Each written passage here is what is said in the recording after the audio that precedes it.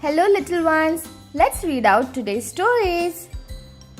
The first story is The Old Lion and the Fox.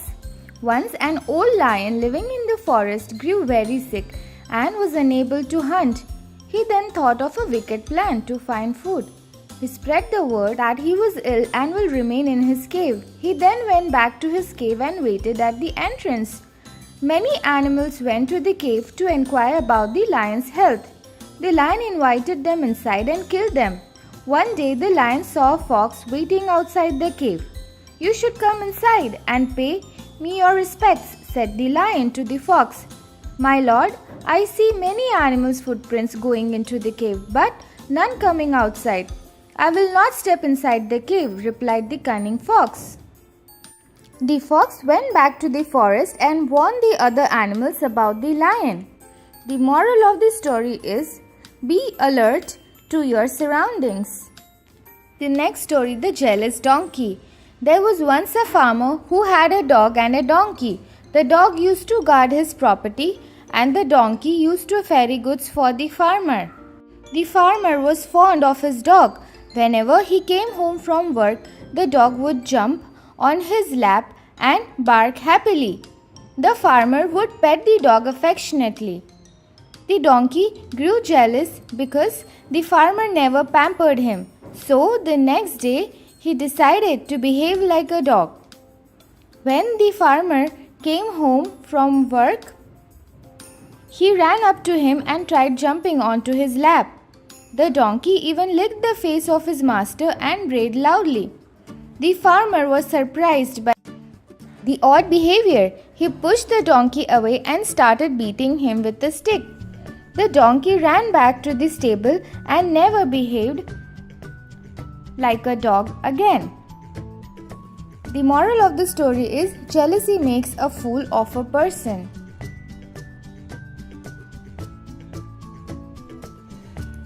The next story, The Wolf and the Dog. There was once a wolf who was starving. He saw a plump pet dog who had ventured into the woods. The wolf asked the dog if he could share his food with him. "My friend, if you work for a master as I do, you will never starve. I can help you get work. Come with me. You will be looked after well," said the dog. The wolf agreed and they left for the village. On their way, the wolf noticed chapped skin around the neck of the dog. He asked him, "Why are there bruises around your neck?" "This is nothing. It happened because of the collar that the master used to chain me with every night. You will get used to it," said the dog. On hearing this, the wolf said, "Goodbye, my friend. I will starve, but I won't be a slave." The moral of the story is, never compromise on your freedom. The next story, The Flea and the Bug. A flea once lived in a silk sheet covering a king's bed. She would feed on his blood only when he was fast asleep. Hence the king never noticed. One day the flea saw a bug in the king's bedroom and said, "You must leave before the king's servant catches you. I am your guest. You should treat me better. I am here because I have never tasted the king's blood," complained the bug. So the flea agreed to let him feed and said, "Your bite is nasty. You should only feed when the king is asleep." The bug agreed. When the king entered the room, the bug couldn't control himself and bit him.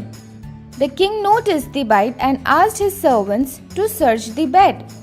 The bug quickly hid under the bed, but the servants found the flea and killed her.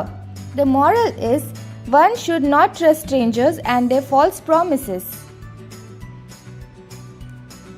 The next story,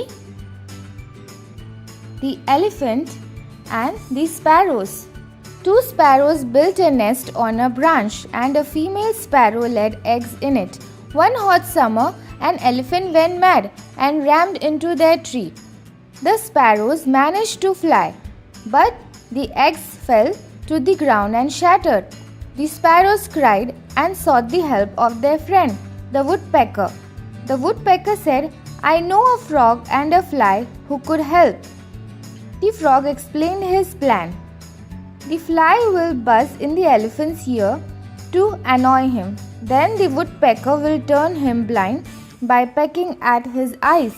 I will sit near a pit and croak. When he hears me, the elephant will think that he is near water and will jump inside the pit.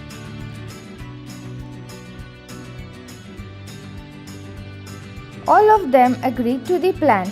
Everything went as planned. The blind elephant fell into the pit and never hurt anyone again. The moral is, teamwork can help us overcome huge obstacles. The next story, The Cunning Jackal. A female camel and her calf wandered into the forest. A lion, a wolf, and a jackal attacked the camel and killed her. The lion took pity on the cub and spared his life. The camel grew up in the forest and became an advisor to the lion. One day, the lion fell sick and could not hunt. So, the cunning jackal approached the camel and said, "O camel, you must offer yourself to the lion to receive a blessing. This sacrifice will give you twice the body you have after rebirth." The foolish camel agreed.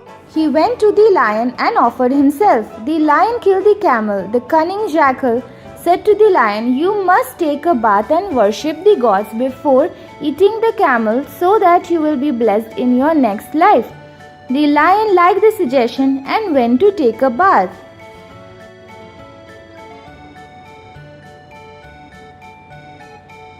The cunning jackal enticed the wolf.